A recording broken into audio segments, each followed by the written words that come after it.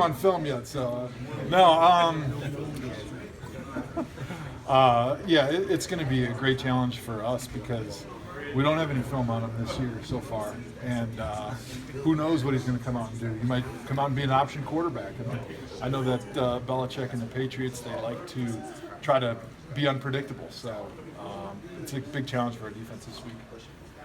How much of a challenge will it be for you, the offensive line, to continue the strong running game that you've got? Yeah, well, as we have success, the stakes become higher, and people will start trying to sell out more to stop the run game. And one thing we know about the Patriots, and being a guy that played for two Belichick disciples for 4 years, they're going to try to take away what we do the best. And currently, it's run the football, so we can expect them to come up with some big-time wrinkles to try to take away our run game and to do things to sell out so that we have to beat them throwing the ball. With all the injuries you guys have had up front, the shuffling that's occurred as a result, what do you attribute to your guys' ability to still play as well as you have and have the success that you've had in spite of all that adversity? Well, I think first of all you have to give most of the credit to Hugh Jackson and the schemes that he's coming up with from week to week, putting us in position to be able to run the ball against a multiple of different fronts. And you look at what he makes defenses try to do. They have to protect and defend every blade of grass, because one play he's putting Terrell Pryor back in the backfield and he's running the read option. The next play, Terrell's in the backfield running a pass play or a naked. The next play, we're running crow at you. The next play, we're throwing the ball on a swing pass to Duke. So it really makes it very, very tough on defenses to try to come up with a good game plan to defend what Hugh's doing, because it's different every week. And he's able to quickly identify what they're trying to do to stop us. And then we're able to come up with a way to defeat their second and third plan. So that's a big part of it. But then I would also say that you look at the way Duke and the way Isaiah especially is running right now, it's impressive. They're running with a lot of anger. I mean, the first and second guy are not going to be tackling these people right now. And, it's fun to block for a guy like Crow and a guy like Duke when they run so hard. Even when we have it blocked for 2 yards, they're getting 4. Would Tom Brady be Tom Brady with any franchise, no matter where he played? Yeah, I mean, I think it's pretty safe to say he's the best quarterback, or the best couple quarterbacks of all time. So I think no matter who he's playing for, he's going to be the GOAT. Because I always wonder about that, especially with the quarterbacks, right? Like, how much is you being you, and how much is everybody around you and the coaching staff and that kind of thing? But it seems to me like you're almost like a good example of that, right? Like, you are you, even though you've been on teams that haven't won a lot of games over the years. You were always you. Yeah, I mean, Brady is pretty unbelievable because he has only had one coach, but if you look at the guys he's been throwing to over the years, it's been a lot of different guys. And every year people are saying, oh, he's not going to do it anymore. He lost this weapon or that weapon. And he just keeps putting up incredible numbers, and he keeps winning. Belichick always seems to find a way to take away the other team's strengths. So what do you think he's going to do? What do you think he's going to try to take away from your offense?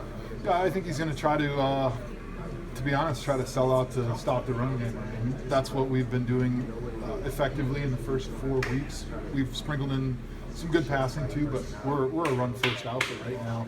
And so I'm fully expecting that they're going to come up with a good game plan to try to sell out and take away our running game. Joe, put the pressure on Cody then? Yeah, it does, but it also puts the pressure on us because you can't just accept the fact they're going to try to take away your running game and not try to still run the ball. So we'll just have to try to come up with new wrinkles to try to be able to attack whatever their game plan is going to be to take it away. Joe, is the outside zone really a very small part of the running game, where it used to be the bread and butter? And is that maybe beneficial for Duke and Crow and their styles? Is that part of what we're seeing? Well, I think you're seeing a blend of a lot of styles. Certainly when Kyle Shanahan was a coordinator, we were predominantly outside zone because that's kind of what he believes in. Whereas Hugh believes more in the sort of downhill inside zone and gap running scheme where you have guards and tackles pulling and centers pulling. But I think you'll see throughout the weeks a blend of both. I mean, last week against the Redskins we had 3 or 4 outside runs, and all of them were very effective. So it really just kind of depends on how a defense is trying to stop what you want to do. And I think one of the benefits of the offensive line that we have right now is that these guys have played in both schemes. There's not a lot of teams that run outside zone exclusively, and so there's a lot of learning that's involved. I mean, it took us several weeks to figure it out with Kyle. So it's hard to sprinkle it in there unless you have a team or an offensive line group that's been in that system previously that can just kind of revert to the things you've done. So I do think that's one of the benefits that we have as an offensive line is having that experience in the outside zone where we can sprinkle it in there and pick up where we left off. Whereas most offensive lines just they don't have the technique or the ability to just sprinkle an outside zone in their other running game schemes. Joe, Jabal Sheard, can you just talk about how well he's playing, what you see on film, and then also is, as you've gone through these years and you've watched guys like that get away, has that been like part of your maybe frustration to see great talent like that walk out the door? Jabal's playing great. From the first game that he got to New England, he's played exceptionally well. I think he's got 4 sacks or something like that on the season right now. He's a force in the run game, and I'm sure New England's very happy that they got him. And certainly that's one of the frustrations that I've had over the years.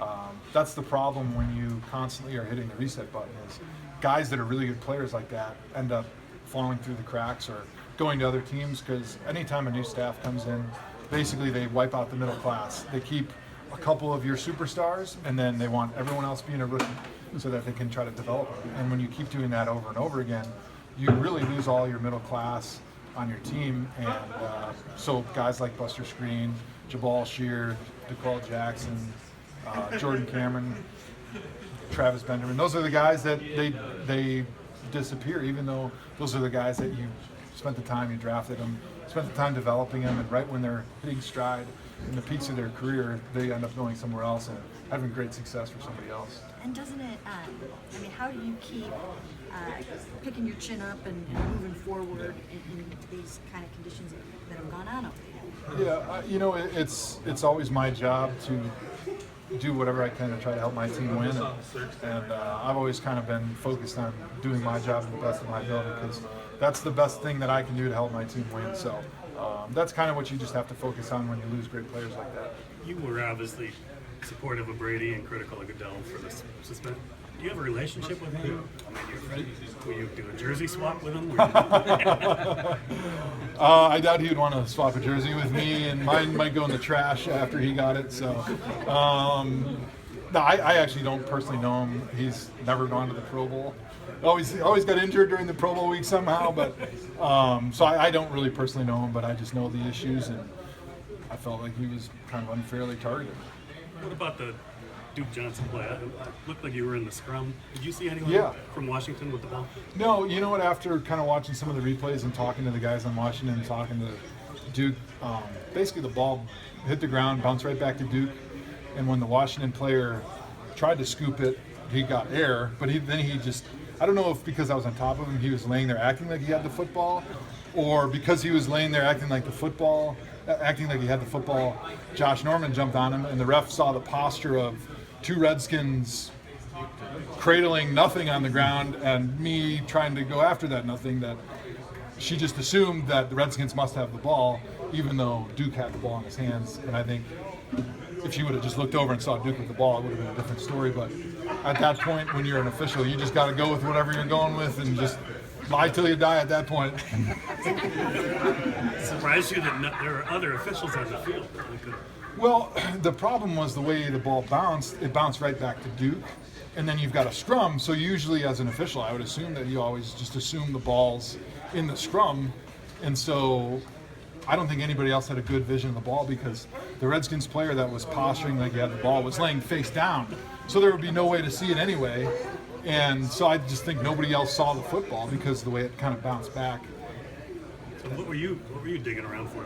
Well, like I said, You thought he had. Will Compton was acting like he had the ball, and then Josh Norman jumps on top of him to cradle him so nobody else can get on top of him.